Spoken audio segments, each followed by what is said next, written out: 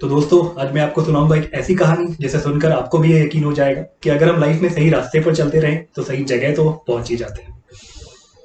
जी हाँ दोस्तों, आज मैं आपको सुनाऊंगा हल्दीराम ब्रांड की कहानी, उनके शुरुआती दिनों से सफलता की ऊंचाइयों तक। हल्दीराम के स्नैक्स तो हम सभी को पसंद है, इसका नाम सुनते ही हमारे मुंह में पानी आ जाता है। तो आपका फेवरेट हल्दीराम का स्नैक कौन सा है, मुझे नीचे कमेंट सेक्शन में जरूर बताइए। और इस वीडियो को एंड तक देखिए, एंड में मैं भी आपको बताऊंगा मेरा फेवरेट हल्दीराम का स्नैक कौन सा है, और आप वो भी जरूर ट्राई करें, आपको भी मजा आ जाएगा। नमस्कार दोस्तों, मेरा नाम है प्रतीक और स्वागत है आपका आपके अपने यूट्यूब चैनल में। हल्दीराम जी का जन्म हुआ सन 1905 में ब्रिटिश भारत के बीकानेर, राजस्थान में। उनका असली नाम था गंगा भीषण राव, पर घर के लोग उन्हें प्यार से हल्दीराम कह के बुलाते थे। उनके पिताजी की बीकानेर में ही एक छोटी सी हलवाई की दुकान थी, और हल्दीराम जी बचपन से ही पिताजी का हाथ बटाते थे उनके दुकान के कामों में। और ये बचपन में ही भुजिया और दूसरे पकवान बनाना काफी अच्छी तरह सीख गए थे। पर इन्हें सबसे ज्यादा शौक था पकवानों में एक्सपेरिमेंट करने का, यानी पुराने पकवानों को, पुराने नमकीनों को नए जायके के साथ बनाने का। जैसे जैसे हल्दीराम जी बड़े होने लगे, उनका ये हुनर भी सर चढ़कर बोलने लगा, और जवान होते होते उन्होंने नमकीन और अन्य कई तरह के पकवान बनाने में महारत हासिल कर ली थी। पर उनकी स्पेशलिटी थी सेव भुजिया, जिसे वो अपने अलग अंदाज में बनाते थे। जो ट्रेडिशनल सेव भुजिया थी राजस्थान की, उसमें कई तरह के चेंजेस करके वो अपने अलग तरीके से बनाते थे। और ये सेव भुजिया अपने अलग से स्वाद और अलग से पहचान के लिए पूरे बीकानेर में फेमस हो गया। तो बीकानेर में दूर दूर से लोग उनके उनके सेव भुजिया को खाने के लिए उनके पिताजी की दुकान पे, उनके फैमिली स्टोर पे आने लगे।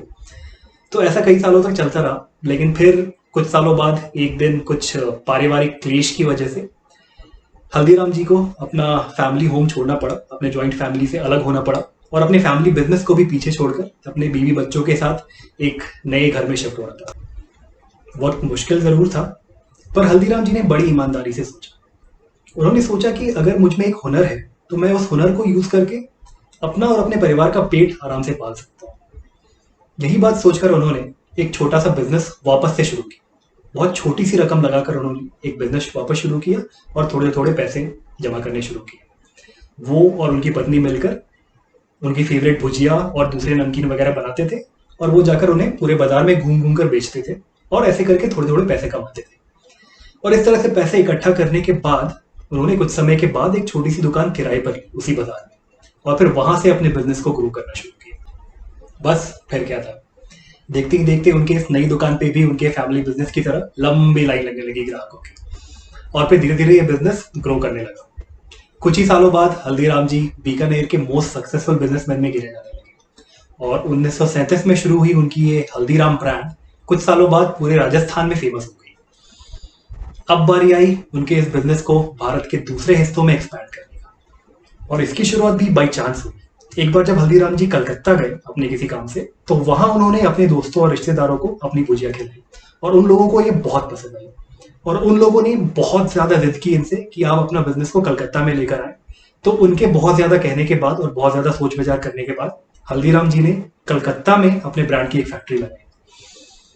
कुछ सालों बाद उनका कलकत्ता का बिजनेस भी चल गया और वो भी तेजी से ग्रो करने लगा।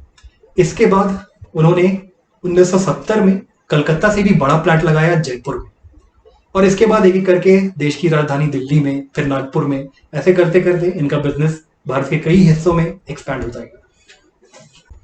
सिर्फ शहरों में ही नहीं, हल्दीराम ब्रांड्स ने प्रोडक्ट्स के मामले में भी बहुत ज्यादा एक्सपैंड किया। एक भुजिया से शुरू हुआ बिजनेस देखते ही देखते बहुत सारे नमकीन बनाने लगा और बेचने लगा। फिर देखते ही देखते वो मिठाइयों की भी बहुत सारे वैरायटीज बनाने लगा, और फिर इसी तरह से वो अचार, पापड़, शरबत और बिस्किट, कुकीज और बहुत सारे वेस्टर्न स्नैक्स वगैरह जैसे प्रोडक्ट भी एक एक करके लॉन्च करता गया मार्केट में और ग्रो करता गया। आज के समय हल्दीराम के 100 से भी ज्यादा प्रोडक्ट्स मार्केट में अवेलेबल है।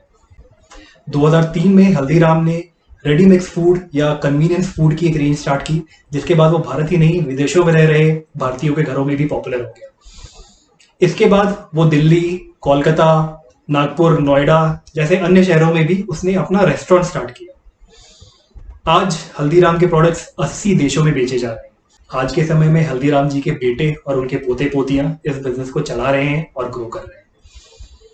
ऐसे तो मार्केटिंग और प्रमोशन के मामले में हल्दीराम का बिजनेस, हल्दीराम का ब्रांड काफी ज्यादा ट्रेडिशनल रहा है, बट पिछले कुछ सालों में हल्दीराम का ये नया जनरेशन काफी सारे इनोवेटिव मार्केटिंग और प्रमोशनल आइडियाज लेकर आ रहा है। इसका बेस्ट एग्जाम्पल है सलमान खान जी की पिक्चर प्रेम रतन धन पायो के साथ हल्दीराम का टाई अप।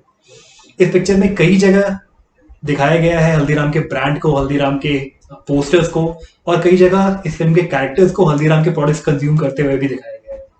इसके साथ साथ हल्दीराम स्नैक्स के करीब 1.5 करोड़ पैकेट्स पर इस फिल्म के लोगों के साथ प्रोड्यूस किया गया और बेचा गया। साल 2019 में हल्दीराम का रेवेन्यू था 7,130 करोड़ रुपए, यानी कि $1 बिलियन। और हल्दीराम के इस नई जनरेशन का गोल है अगले कुछ सालों में इस रेवेन्यू को डबल करने का। हल्दीराम ब्रांड की स्टोरी हमें सिखाती है ह्यूमिलिटी, यानी विनम्रता। ये कहानी हमें सिखाती है कि बिजनेस चाहे कैसा भी हो, हम उसे मेहनत, ईमानदारी और निरंतरता यानी कंसिस्टेंसी के जरिए किसी भी लेवल पे लेके जा सकते हैं। तो दोस्तों, मुझे पूरा यकीन है कि हल्दीराम ब्रांड की स्टोरी से आप लोगों ने बहुत कुछ सीखा होगा। और अब जैसा कि मैंने प्रॉमिस किया था, अब मैं आपको बताऊंगा कि मेरे फेवरेट हल्दीराम के स्नैक्स कौन से हैं। तो गाइस, मेरे फेवरेट हल्दीराम के स्नैक्स हैं हल्दीराम की मूंग दाल और हल्दीराम के सोया स्टिक्स। मैं अक्सर अपने ऑफिस का काम करते समय ये स्नैक्स के पैकेट अपने डेस्क के नीचे रखता हूँ और बीच बीच में इसके मजे लेते रहता हूँ। आपको भी ये स्नैक्स जरूर ट्राई करने चाहिए, और अगर नीचे डिस्क्रिप्शन में दिए लिंक से खरीदेंगे तो आप बिना कुछ एक्स्ट्रा खर्च किए हमारे चैनल को सपोर्ट कर सकते हैं। अगर ये वीडियो आपको पसंद आया तो इस वीडियो को लाइक कीजिए और हमारे चैनल को सब्सक्राइब जरूर कीजिए, ताकि आगे भी इस तरह के इंटरेस्टिंग इन्फॉर्मेशन और इंटरेस्टिंग लर्निंग कंटेंट हम आप तक लाते रहें और आपकी और हमारी सबकी हेल्प करते रहें। तो इस वीडियो में बस इतना ही। थैंक यू, नमस्कार।